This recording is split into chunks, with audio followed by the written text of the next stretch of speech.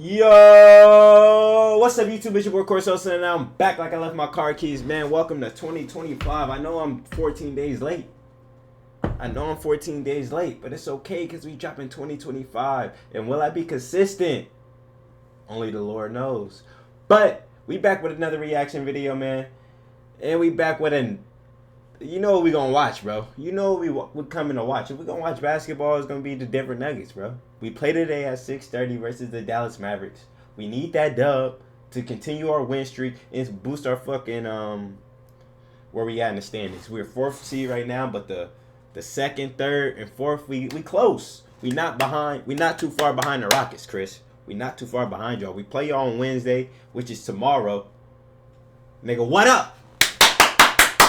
That's gonna be a movie. Rockets versus Nuggets. And we're coming off a back-to-back. So we gotta play good today and stay healthy today. We need our niggas for tomorrow, because that's gonna be a big fucking game. But why am I yapping about the Nuggets? Fuck, y'all didn't come for that. My fault. We finna react to, are we witnessing the greatest peak in NBA history? I said yes. To be honest, Jokic is up there. Niggas damn near my favorite player. You go Kyrie, Jokic, shit. Oh, no. I go Kyrie, Kobe, Jokic. And then we throw the other niggas I like, the other guards I like Darius Garland and Shaq and all of them niggas, man. But Jokic is up there, bro. So let's get into the video. I'm already doing too much yapping. Like, comment, share, subscribe to the video. Man, it's your boy Corso. So let's get it. Oh, I forgot.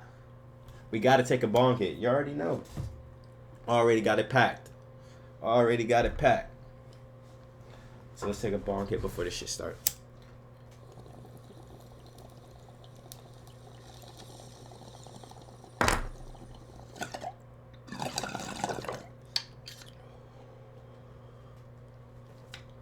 See, we got that ice in there too, so it don't burn my chest. Of the best basketball, what does the best version of the best basketball player we've ever seen look like? Many fans would point out Michael Jordan from 1988 to 1991 as the absolute best version of a player they've ever seen. LeBron from 2010 to 2013 might also be the best version of any player in the game's history. But there have been a lot of great players who have had a lot of incredible seasons. 2000 Shaq, 2016 Curry. Maybe your choice is MVP and Defensive Player of the Year Hakeem in '94. 2016 Curry, that nigga was tough. Or 03 Duncan, or maybe Bird in '86. But maybe a better way to visualize this question is this: a chart of the 100 greatest 3-year peaks in modern NBA history, with box plus minus on the y-axis and win shares per 48 on the x-axis. The further up a player is, the more productive and efficient their peak was. The further right, the larger their impact was on their team's winning. And even towards the bottom of this chart, you'll find some great names like Ray Allen at 78, DeMarcus Cousins at 66. Keep going up and you'll find perennial all-stars and franchise players like Jason Tatum, who is currently in the 46th highest peak over the last 40+ seasons. But he's the softest player in the fucking league, or the fucking softest Boston Celtics, according to Brandon Jennings. He said some foul shit about the Nuggets too. Paul George just above him, and so his takes don't even really matter. Vince Carter at 40. Now, this isn't some perfect method to measure players. Most advanced metrics tend to undervalue defense and overvalue offense, but overall this gives us a great picture of how impactful players were at the peak of their powers relative to the rest of the league. And at this point, we reach all-time great peaks. The guys who can carry an entire team. Luka at 15, Magic Johnson at 11, Stephen Durant at 7 and 6, James Harden and his best 3-season stretch just ahead of them, Giannis with the 4th highest individual peak, and head and shoulders above everyone else with almost identical peak numbers are Michael Jordan and LeBron James. Damn. Clearly the 2 best peaks we've ever seen. Until Nikola Jokic showed up. Completely. Hold on, how the fuck am I doing this video and I ain't got the jersey on though, coach? I apologize, coach. My fault, Jokic. I ain't even got the jersey on and I'm doing this shit. My fault, Joke. Blew the lid off of just how valuable one player can be to his team.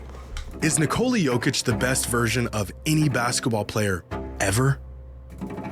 Yes! Jokic's a fucking GOAT.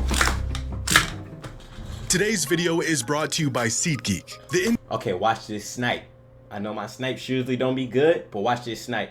NBA season and your eyes can be deceiving. However, there Did I do good? Let's see how many I gotta go back. is one basketball impacting. 3. Just 3? That was pretty good. How do you know when a player is truly impacting the game? They can put up great numbers, but that doesn't always translate to winning basketball. You can use the eye test, but our eyes can be deceiving. However, there is one surefire way to tell. And that's when a player is so important and so valuable that their team is utterly lost without them. Every time they step out of the game, everything falls apart. We saw this with LeBron. When Jokic don't even play, bro, I don't even want to watch the games, bro. I ain't gonna lie. But the other night, we was cooking without Jokic.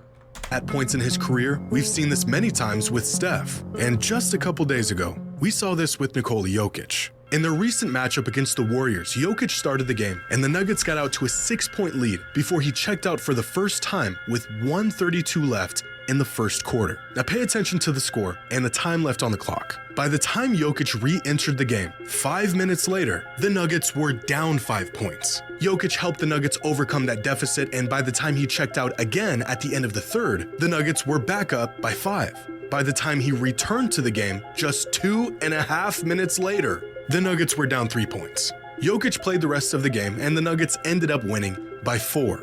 Jokic was on the bench for just 8 minutes of this game, was a net plus 42 points, and the Nuggets won this game by just 4.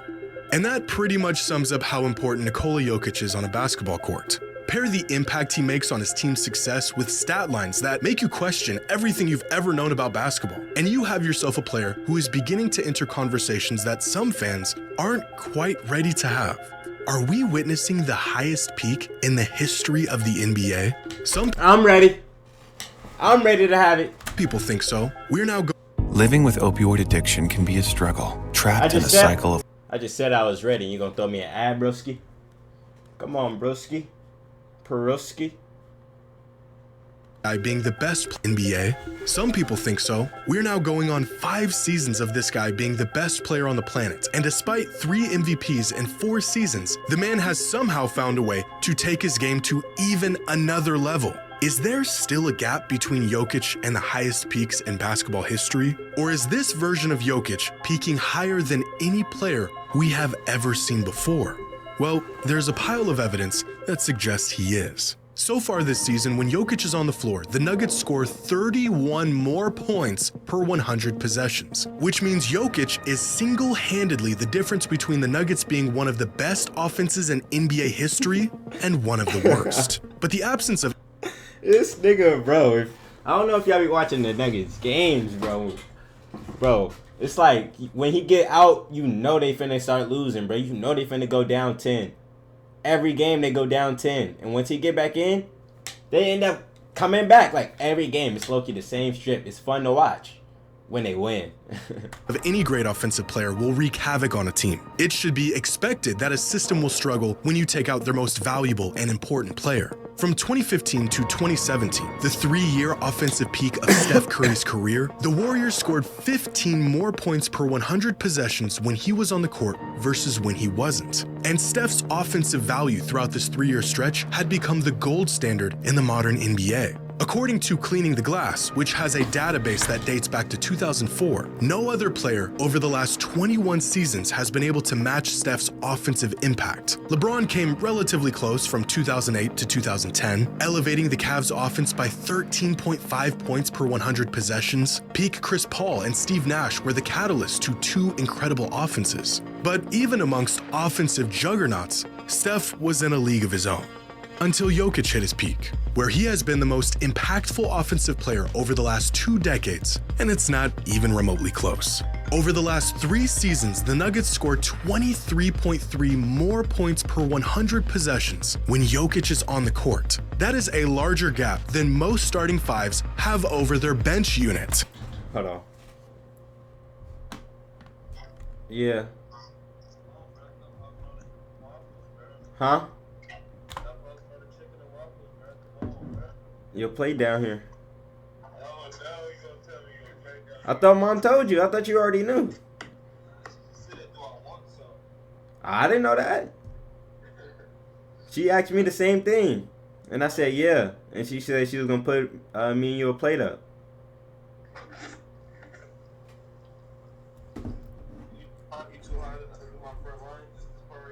Huh? Too high to do my front line, just this part right here. I can try. That corner real quick. Shape it up real quick. All right. I'm gonna wash my face and come down. All right. All right. Let me talk, bro. What you doing? 6:30. Oh, 6:30. Okay. Yeah. Making sure you ready. I see the judge. You know I'm ready. Grizzlies? Huh? The Mavericks again. Huh? I'll let you know when I'm coming down. Alright.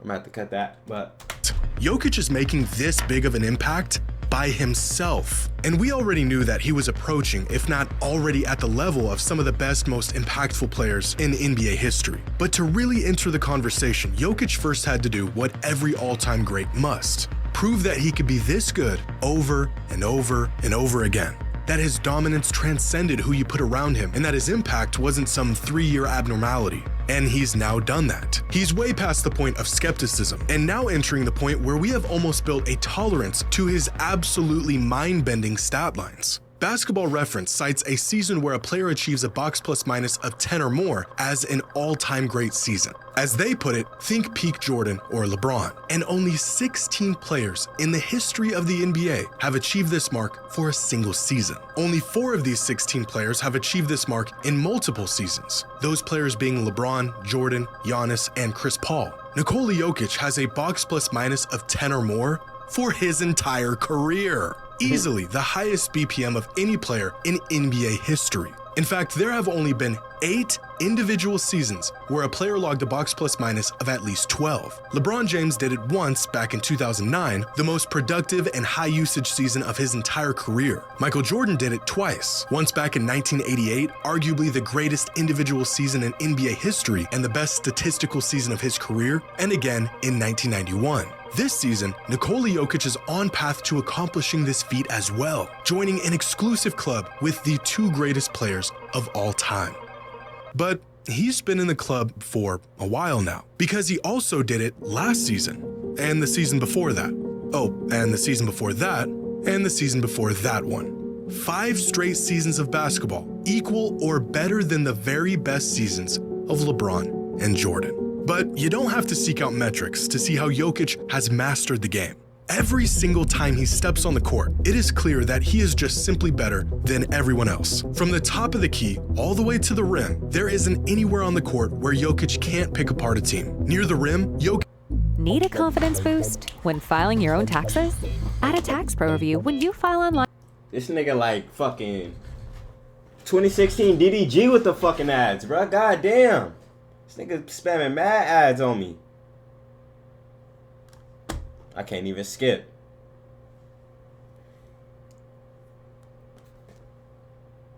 He's got the size and strength, can't pick apart a team. Near the rim, Jokic is virtually automatic. He's got the size and strength to abuse even the best big men in the league. Because as everyone was tailoring their game to spacing and athleticism and speed, Jokic has gone the other direction. The size of a true big with footwork and touch around the rim that most defenders in the NBA today have no idea what to do with. For most big, punishing centers, this is the extent of their expertise. A game built to dominate around the rim. And there's 2 counters for players like this: try to push their game away from the rim, or collapse and force them to make a play. 2 counters that have been relatively effective since the beginning of time. Wow. Except Jokic will feast on both of these options. As the best playmaker in the league, collapsing or sending multiple defenders at Jokic doesn't work. He'll find the open man and make you pay with a 3-ball. The man is sick. If anything, this is probably his preference. Send help. We wanted the 3 anyways. So as of late, teams have tried option number 2, force his game away from the rim. And this has worked in the past. As we saw in last year's playoffs, teams forced Jokic to shoot the outside shot, and he struggled quite a bit. 26% on 4 threes a game in the postseason. This was the chink in his armor. Yeah, it was breaking in the playoffs. The whole team was breaking though, bro. The whole team was breaking in the playoffs. This is about Jokic. This season, Jokic is shooting 50% from 3 on 4.2 attempts per game. 50%. The second most efficient three-point shooter in the league among all players shooting at least 4 threes a game. So he can crush you around the rim, and you don't even want him to get the ball down there. This nigga is a fucking he's demi. now one of the most efficient three-point shooters in the league, so we can't let him operate however he wants out there. So let's play him close. Put a big body on him, deny the passing lanes, and get physical. Again, a tactic that worked against Jokic about as well as any other. Except that doesn't work either, because Jokic also has the ability to put the ball on the floor and go downhill, which shouldn't be possible for a guy his size, but he does it. And once he gets to the middle of the floor, well, now you've lost. Bow. In the NBA, a player's gravity is a concept If this that is nigga really dunk this, one we of win the it. most valuable things to possess. That he's gonna post. This is what offensive gravity looks like. When Jokic gets to this spot, the defense completely sinks in and bends however he wants it to. From here, that's for anybody, bro. If you get in the middle of the key, bro. If you get in that paint, if you get right here, bro. If you a guard, bro, if you get right here, you got that floater, you got them kickouts. This is where you need to get. Everybody worry about them threes, bro. This generation, them threes, bro. For them little guards, you do gotta make them threes, though. But this is the... he becomes the most lethal offensive weapon the game has ever seen, with the size, IQ, and skills to do whatever he wants. From this spot, there really isn't anything preventing Jokic from at least getting the shot that he or his team wants. Again, the best passer and playmaker in the league, so he'll find the open man if and when you close on him. Give him space, and he's capable of hitting the shot all day long. Or maybe he'll just put his back to the basket and back you into oblivion while you question if all that time you spent in the weight room was really worth it. Peak Jokic doesn't really have any weaknesses on offense. At the moment, not only is there no consistent, tangible way of stopping him, it looks like there isn't even a way to slow him down. And although this can be said about a few players who hit all-time high peaks, there may not be another player who is as consequential to their team and its success as Nikola Jokic is. So far this season, Jokic touches the ball 113 times per game. That's any time he receives a pass or grabs a rebound. A mark that leads the NBA by a country mile. But the crazy part is that the Nuggets only have 100 possessions per game this season, which means on average, Jokic touches the ball not just every single Nuggets possession, but multiple times on several possessions. In fact, since the NBA introduced tracking data back in 2014, here are some all-time great players and how involved they were in their team's system throughout their 3-year peak,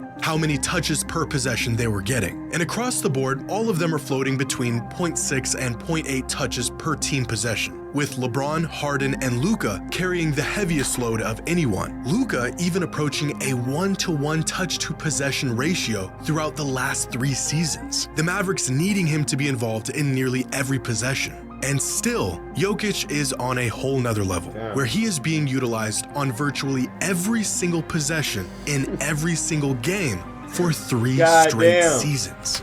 And look at his build, bro. He's fat. No disrespect, yo. But he got beer belly, bro, and he doing this shit. He can jump this high. Like, he's not the most athletic. He don't got the LeBron body. He don't got no speed. He's got fundamentals. Fundamentals. Fundamentals. So not only does Jokic statistically contribute more to his team's winning, the load he is burdened with dwarfs even the greatest high-impact players over the last decade. Jokic isn't just the most important piece in Denver's offense, he is Denver's offense. Which brings us to the one glaring pitfall for Jokic's case as truly the highest peak of any player ever. Defense. A solid defensive player at his best, and a net negative player at his worst. Hold on. Alright.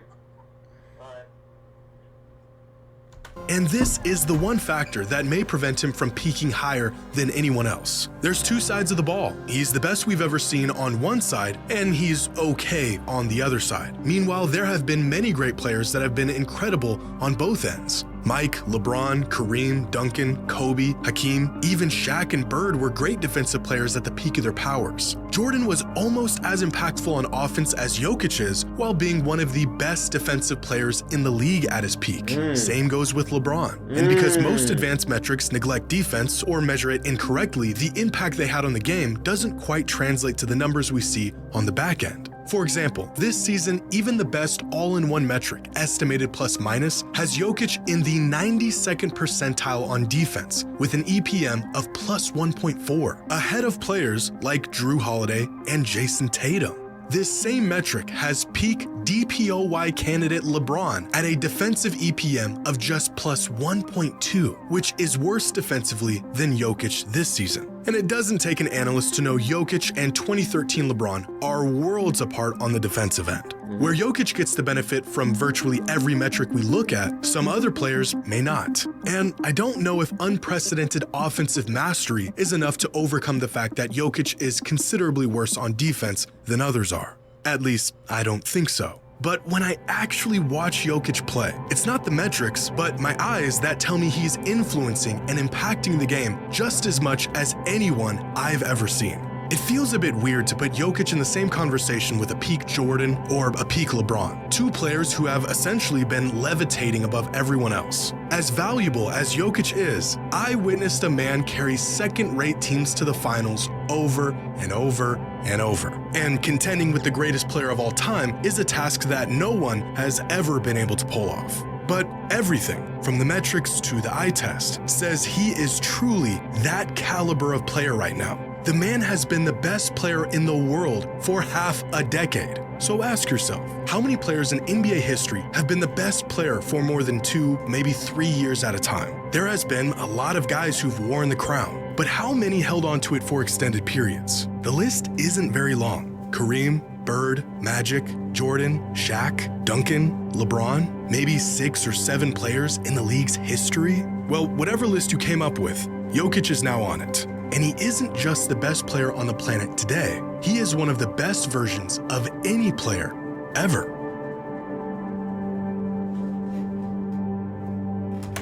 Respect fucking Jokic, man. Let's get this dub tonight, fellas. Like, if I was a coach, I would have played this before the team. If I was Mike Malone, I would have played this video before the game tonight. Like, all right, we just finished the video. All right, fellas, y'all just watch that shit, right? Y'all see how impactful Jokic is, right? So let's help this nigga tonight. Let's get this fucking win, team. Let's beat the Dallas Mavericks. Let's continue this win streak. And let's kick some fucking ass. Nuggets on me. Nuggets on 3. 1, 2, 3. Nuggets!